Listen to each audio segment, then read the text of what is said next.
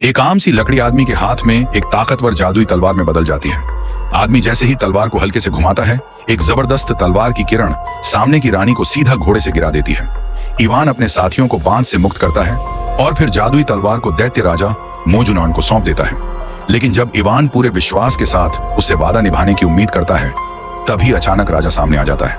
असल में दैत्य राजा को तलवार नहीं, बल्कि राजा के हाथ में मौजूद अमृता का रत्न चाहिए था। दैत्य राजा ने तलवार देकर राजा से वह रत्न हासिल कर लिया, मगर उसे यह अंदाजा नहीं था कि राजा ने जो रत्न दिया वह नकली था। उसी वक्त मेंढक महिला ने राजा की अनदेखी का फायदा उठाते हुए उसे जमीन पर गिरा दिया। तलवार जमीन पर गिर गई। इवान ने मौका देखा, बगल में खड़े सैनिक को कोहनी मारकर गिराया और जमीन से वह जादुई तलवार उठा ली। इवान ने तलवार से हमला नहीं किया। उसने हवा में एक गोला बनाया और जोर से घुमाया, जिससे एक पोर्टल खुल गया जो असली दुनिया की ओर जाता था। किसी को उम्मीद नहीं थी कि इतनी खतरनाक स्थिति में इवान अपने साथियों को छोड़कर अकेला ही वापस असली दुनिया लौट जाएगा। हालांकि इवान अपनी पुरानी जिंदगी में लौट गया, लेकिन उसके दिल में अपने साथियों को छोड़ देने का गहरा पछतावा था। वह उसी पुराने तरीके से फिर से उस जादुई दुनिया में लौटना चाहता था, मगर असफल रहा। उल्टा उसकी अजीब हरकतों के चलते उसे पुलिस पकड़ कर ले गई। लेकिन संयोग से पुलिस स्टेशन में उसे फिर वही बूढ़ा व्यक्ति मिला जिससे वह पहले उस दूसरी दुनिया में मिल चुका था। बूढ़े आदमी ने जादुई छड़ी से हवा में एक पोर्टल बनाया और इवान ने बिना कोई देरी किए उस सुनहरे जादुई भंवर में छलांग लगा दी। उधर इवान के कुछ साथी अब महल में बंदी बनाए जा चुके थे और उन्हें अंतिम दंड देने की तैयारी थी। राजा और रानी भी राजसी वस्त्रों में आए थे, क्योंकि वह दिन खास था। सूर्य ग्रहण के दिन जब अमृता का रत्न जादुई तलवार में जड़ा जाएगा, तभी अचानक इवान महल में आ गया। उसने असली दुनिया से लाई हुई बंदूक निकाली और राजा को रोकने की कोशिश की, मगर राजा पर कोई असर नहीं हुआ।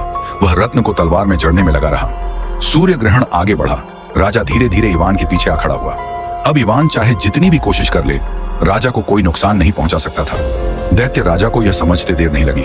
अब राजा अमर हो चुका है। तलवार और रत्न अब एक हो चुके हैं, जिससे राजा ने तलवार नीचे रख दी और कहा, चलो मर्दों की तरह आमने सामने लड़ते हैं। मगर शारीरिक रूप से कमजोर इवान उस अमर राजा का क्या मुकाबला करता। वह लगातार हारता गया।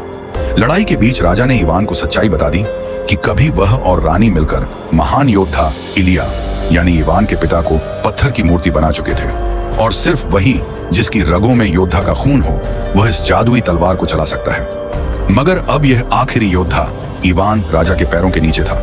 दैत्य राजा एक बार फिर सामने आया। हाथ में था वही अमृता का रत्न। दोनों को पता था यह रत्न अब दोनों की जान से जुड़ा हुआ है। अगर यह रत्न नष्ट हो गया तो दोनों मर जाएंगे। राजा ने जैसे ही दैत्य राजा की आंखों में दृढ़ निश्चय देखा, उसे एहसास हो गया कुछ बड़ा होने वाला है। दैत्य राजा ने रत्न को हवा में उछाला और जादुई तलवार से काट दिया। अमृता का रत्न चकनाचूर हो गया।